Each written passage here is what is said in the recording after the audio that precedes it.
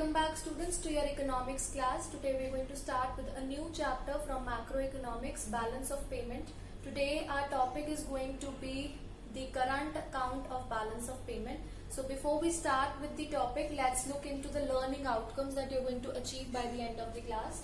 You'll be able to understand the meaning of the current account. You'll be able to list its various components, and you will be also able to analyze its debit and the credit aspect of current account.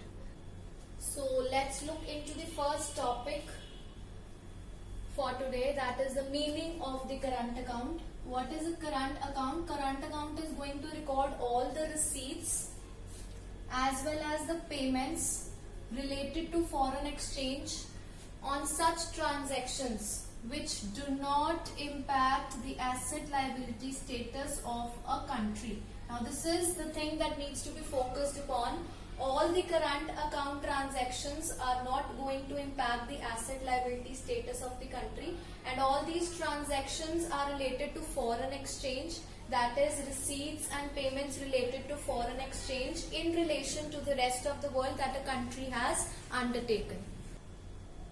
So we can say that current account records all the receipts and the payments of the foreign exchange on account of such transactions which do not impact the asset liability status of the country in relation to rest of the world. Now moving towards the components of current account. The first component under current account is the export of only goods, which is denoted by an alphabet X. The second component is going to be the imports of goods, that is denoted by an alphabet I. And both of these together formulate the export and import of merchandise, or we can say simply visibles. Now why they are termed as visibles? Because they can be seen crossing the borders.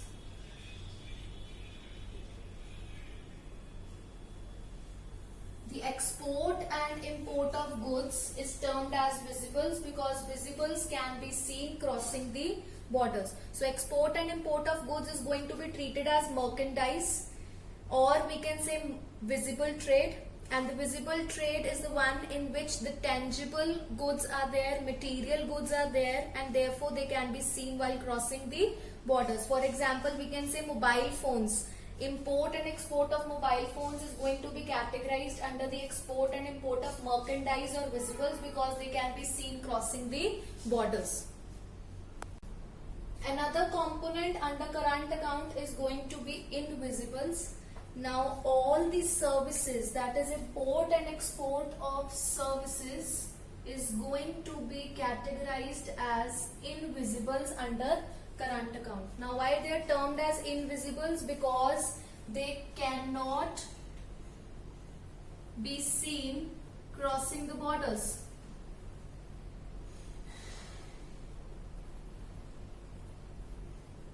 Now since invisibles cannot be seen crossing the borders, they are the import and export of services, and they are one of the components under current account. So we have all the intangible things, all the non-material things, all the services categorizing under invisibles under current account. We have three main categories under invisibles. The first one is income from factor services.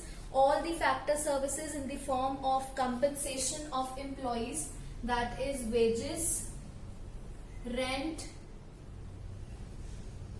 etc. All the factor services or the incomes from factor services are going to be categorized as invisibles and formulating a part of current account as invisibles. Then income from non-factor services such as banking, insurance, shipping.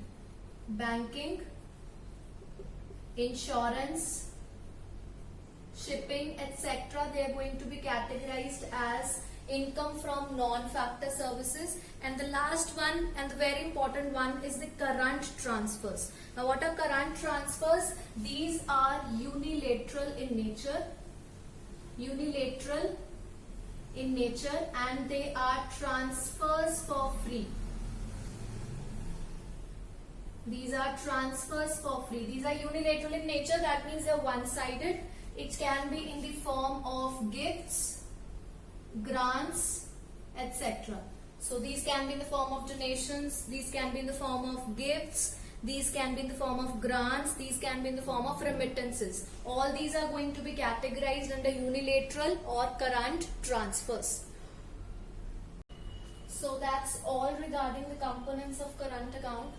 Another important thing that you need to remember under current account is that it is going to record all the receipts on the credit side, indicating a positive sign from the rest of the world, and all the payments that we are going to make to the rest of the world is going to be recorded on the debit side of the current account, indicating a negative sign under it. So I hope all your learning outcomes for today have been achieved. That's all for today. I'll see you in the next class. Thank you.